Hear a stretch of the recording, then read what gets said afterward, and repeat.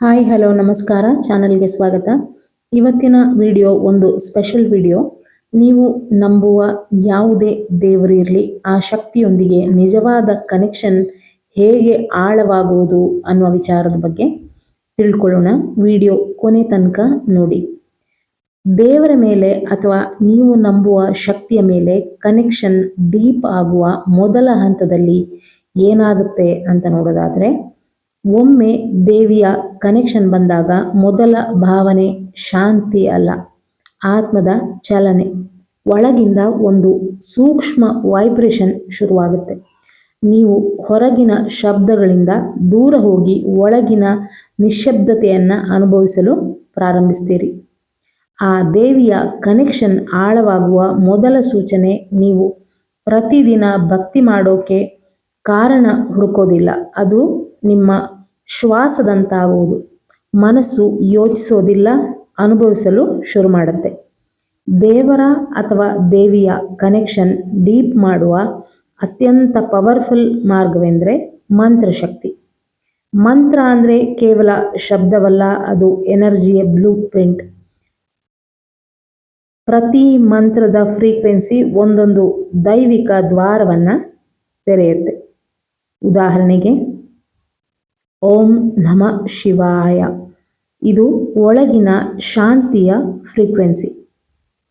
ಓಂ ಶ್ರೀಂ ಹ್ರೀಂ ಕ್ಲೀಂ ಮಹಾಲಕ್ಷ್ಮಿಯೇ ನಮಃ, ಇದು abundance frequency. ಅಬಂಡೆನ್ಸ್ನ ವೈಬ್ರೇಷನನ್ನು create ಮಾಡುತ್ತೆ. ಮಂತ್ರ ಜಪ ಮಾಡುವಾಗ ಶಬ್ದದ ಅರ್ಥ ಕಾನ್ಸಂಟ್ರೇಟ್ ಮಾಡೋದಿಲ್ಲ, ಅದರ ಕಂಪನವನ್ನು ಅನುಭವಿಸಿ ಆ ವೈಬ್ರೇಷನ್ನಿಂದ ಮನಸ್ಸು ಹಗುರವಾಗುತ್ತಾ ಹೋಗುತ್ತೆ. ಅಲ್ಲಿ ದೇವರ ಅಥವಾ ಆ ಶಕ್ತಿಯ ಫ್ರೀಕ್ವೆನ್ಸಿ ಜೊತೆ ಟ್ಯೂನ್ ಆಗೋದಕ್ಕೆ ಶುರುವಾಗುತ್ತೆ. ಇನ್ನೊಂದು ಮುಖ್ಯವಾದ ವಿಚಾರ ಏನಪ್ಪ ಅಂದರೆ, ಭಕ್ತಿ ಮತ್ತು ಶರಣಾಗತಿ ಅಂದರೆ ಏನು ಅಂತ ನೋಡೋದಾದರೆ, ಭಕ್ತಿ ಅಂದರೆ ಯಾಚನೆ ಅಲ್ಲ, ಅದು ಐ ಟ್ರಸ್ಟ್ ಯು ಅಥವಾ ನಿನ್ನನ್ನು ಸಂಪೂರ್ಣವಾಗಿ ನಂಬಿದ್ದೇನೆ ಅಥವಾ ನೀನೇ ಎಲ್ಲ, ನೀನಲ್ಲದೆ ಇನ್ಯಾರೂ ಇಲ್ಲ ಎನ್ನುವ ಶರಣಾಗತಿಯ ವೈಬ್ರೇಷನ್. ನೀವು ನಂಬುವ ಆ ಶಕ್ತಿಯ ಮೇಲೆ ನಂಬಿಕೆ ಇಟ್ಟಾಗ ನಿಮ್ಮ ಥಾಟ್ಸು, ನಿಮ್ಮ ವಿಚಾರ, ಆ ಫ್ರೀಕ್ವೆನ್ಸಿ ದೇವರ ಫ್ರೀಕ್ವೆನ್ಸಿಗೆ ಮ್ಯಾಚ್ ಆಗುತ್ತೆ. ಶರಣಾಗತಿಯ ಆ ಸಮಯದಲ್ಲಿ ಕಂಟ್ರೋಲನ್ನು ಬಿಡ್ತೀರಿ, ಆದರೆ ಸ್ಟೆಬಿಲಿಟಿ ಪಡೀತೀರಿ. ಆ ನಂಬಿಕೆ ಅನ್ನೋದು ಬಲವಾದಾಗ ನಿಮ್ಮ ಮ್ಯಾನಿಫೆಸ್ಟೋ ಯೂನಿವರ್ಸಿನ ಫ್ರೀಕ್ವೆನ್ಸಿ ಜೊತೆಗೆ ಅಲೈನ್ ಆಗುತ್ತೆ. ಆಗ ಮ್ಯಾನಿಫೆಸ್ಟ್ ಅನ್ನೋದು ಕೂಡ ವರ್ಕ್ ಆಗುತ್ತೆ. ಅದಕ್ಕಾಗಿ ಭಕ್ತಿ ಅನ್ನೋದು ಎನರ್ಜಿ ಶಾರ್ಟ್ಕಟ್. ಆ ಪರಮ ಚೈತನ್ಯ, ಆ ದೇವಿ ಶಕ್ತಿಯಲ್ಲಿ ಅಲೈನ್ ಆಗೋದಕ್ಕೆ. ಇನ್ನೊಂದು, ಭಾವನಾತ್ಮಕ ಕನೆಕ್ಷನ್ ಬರಲು ಆಡಿಯೋ ವೈಬ್ರೇಷನ್ ಅಥವಾ ಒಂದು ವಿಶೇಷವಾದ ಮಂತ್ರ, ಸ್ತೋತ್ರ ಅಥವಾ ಒಂದು ಭಕ್ತಿಗೀತೆ, ಇದನ್ನೆಲ್ಲ ಕೇಳುವ ಮೂಲಕ ಭಾವನಾತ್ಮಕ ಕನೆಕ್ಷನ್ ಜೊತೆಗೆ ಒಳಗಿನ ಆ ಸಣ್ಣ ವೈಬ್ರೇಷನನ್ನು ಕೂಡ ಆಕ್ಟಿವೇಟ್ ಮಾಡುವ ಶಕ್ತಿ ಆ ಆಡಿಯೋ ಕೇಳೋದ್ರಿಂದ ಕೂಡ ಸಿಗುತ್ತೆ. ಆಡಿಯೋ ಕೇಳುವಾಗ ಅದನ್ನು ಕೇವಲ ಕೇಳೋದಿಕ್ಕೆ ಹೋಗಬೇಡಿ, ಆ ಶಬ್ದದೊಳಗೆ ಒಳ ನುಗ್ಗಿ ಆ ಕಂಪನದ ಫ್ರೀಕ್ವೆನ್ಸಿ, ಆ ಶಬ್ದದ ಅರ್ಥ ನಿಮ್ಮ ಹೃದಯದ ರಿದಮ್ ಜೊತೆಗೆ ಕನೆಕ್ಟ್ ಆಗಲಿ. ಒಂದು ಕ್ಷಣದಲ್ಲಿ ನಿಮಗೆ ಗೂಸ್ ಬಂಪ್ಸ್ ಬರುತ್ತೆ ಅಥವಾ ರೋಮಾಂಚನವಾಗುವ ಹಾಗೆ ಅನುಭವ ಆಗುತ್ತೆ. ಅಲ್ಲಿ ಎನರ್ಜಿ ಫ್ಲೋ ಆಗಿದೆ ಅಂದರೆ ಗೊತ್ತಾಗುತ್ತೆ, ಅದು ನೀವು ನಂಬುವ ದೇವರು ಅಥವಾ ಆ ಶಕ್ತಿಯ ಪ್ರೆಸೆನ್ಸ್ನ ಡೈರೆಕ್ಟ್ ಸಿಗ್ನಲ್. ನಿಮ್ಮ ಕಣ್ಣೀರು, ನಗು ಅಥವಾ ಶಾಂತ ನಿರ್ಲಿಪ್ತತೆ ಎಲ್ಲವೂ ಆ ಶಕ್ತಿಯ ರೆಸ್ಪಾನ್ಸ್.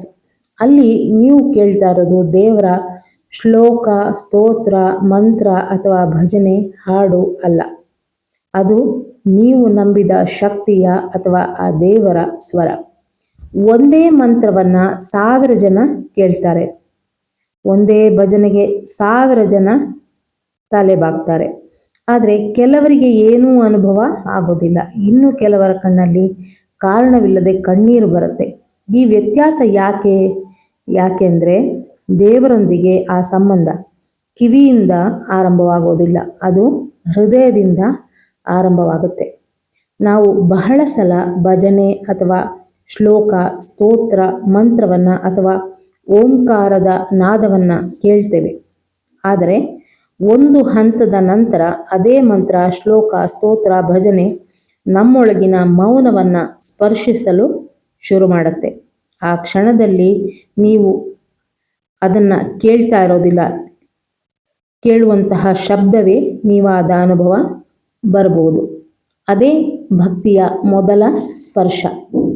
ಕೇವಲ ಕೇಳೋದಿಕ್ಕೆ ಹೋಗಬೇಡಿ, ಅದನ್ನು ಅನುಭವಿಸಿ. ಮುಂದಿನ ಬಾರಿ ಶ್ಲೋಕ, ಸ್ತೋತ್ರ ಅಥವಾ ಭಕ್ತಿಗೀತೆ ಕೇಳುವಾಗ ಈ ರೀತಿ ಮಾಡಿ. ಕಣ್ಣು ಮುಚ್ಚಿ ಮೊದಲ 2 ನಿಮಿಷ ಯಾವುದೇ ಬೇಡಿಕೆ ಬೇಡ, ಯಾವ ಆಸೆಯೂ ಬೇಡ, ಯಾವ ಮ್ಯಾನಿಫೆಸ್ಟೇಷನ್ ಕೂಡ ಬೇಡ. ಕೇವಲ ಆ ಶಬ್ದದೊಂದಿಗೆ ಇರಿ. ಶ್ಲೋಕದ ಪ್ರತಿಯೊಂದು ಅಕ್ಷರವು ನಿಮ್ಮ ಹೃದಯದಲ್ಲಿ ಪ್ರತಿಧ್ವನಿಸೋದಕ್ಕೆ ಪ್ರಾರಂಭವಾಗುತ್ತೆ. ನಿಧಾನವಾಗಿ ಉಸಿರಾಡಿ. ಆಗ ನಿಮಗೆ ಒಂದು ಬದಲಾವಣೆ ಕಾಣೋದಕ್ಕೆ ಪ್ರಾರಂಭ ಆಗುತ್ತೆ. ಮನಸ್ಸಿನ ಗದ್ದಲ, ಗೊಂದಲ ಕಡಿಮೆ ಆಗದಂತೆ ಅನುಭವಕ್ಕೆ ಬರುತ್ತೆ. ಇದು ಕೆಲವರಿಗೆ ತಕ್ಷಣ ಆಗ್ಬೋದು, ಇನ್ನು ಕೆಲವರಿಗೆ ಸಮಯ ತೆಗೆದುಕೊಳ್ಬೋದು. ಭಕ್ತಿಯ ಭಾವನೆಯನ್ನು ನಾವು ಅನೇಕ ಆಧ್ಯಾತ್ಮಿಕ ಸಂಪ್ರದಾಯಗಳಲ್ಲಿ ಮುಖ್ಯವಾಗಿ ಕಾಣ್ತೇವೆ. ಅದಕ್ಕಾಗಿ ಒಬ್ಬ ವ್ಯಕ್ತಿ 1000 ಬಾರಿ ಮಂತ್ರ ಹೇಳಿದರೂ ಅನುಭವ ಆಗದೇ ಇರ್ಬೋದು. ಇನ್ನೊಬ್ಬ ವ್ಯಕ್ತಿ 10 ಬಾರಿ ಹೇಳಿದರೂ ಆಳವಾದ ಶಾಂತಿಯನ್ನು ಅನುಭವಿಸ್ಬೋದು. ಯಾಕೆ ಅಂದರೆ ಮಂತ್ರ ಸಂಖ್ಯೆಗಿಂತ ಮನಸ್ಸಿನ ಸಮರ್ಪಣೆ ಮುಖ್ಯವಾಗುತ್ತೆ ಮತ್ತು ಶರಣಾಗತಿ ಮುಖ್ಯವಾಗುತ್ತೆ. ಕಣ್ಣೀರು ಬಂದರೆ ಅದರ ಅರ್ಥ ಏನು ಅಂತ ಕೆಲವರು ಕೇಳ್ತಾರೆ. ಭಜನೆ ಕೇಳುವಾಗ, ಲಲಿತಾ ಸಹಸ್ರನಾಮ ಹೇಳುವಾಗ ಅಥವಾ ಕೇಳುವಾಗ, ಅಥವಾ ಇನ್ಯಾವುದೇ ಶ್ಲೋಕ, ಮಂತ್ರ ಕೇಳುವಾಗ ಕಣ್ಣೀರು ಬರುವುದು ಇದು ದೇವರ ಕೃಪೆಯೇ ಅನ್ನುವ ಪ್ರಶ್ನೆ ಬರುತ್ತೆ. ಈ ಪ್ರಶ್ನೆಗೆ ಒಂದೇ ಉತ್ತರ ಕೊಡೋದಕ್ಕೆ ಸಾಧ್ಯವಾಗೋದಿಲ್ಲ. ಕೆಲವೊಮ್ಮೆ ಅದು ಭಕ್ತಿಯ ಭಾವ ಪರವಶತೆ ಕೂಡ ಇರಬಹುದು.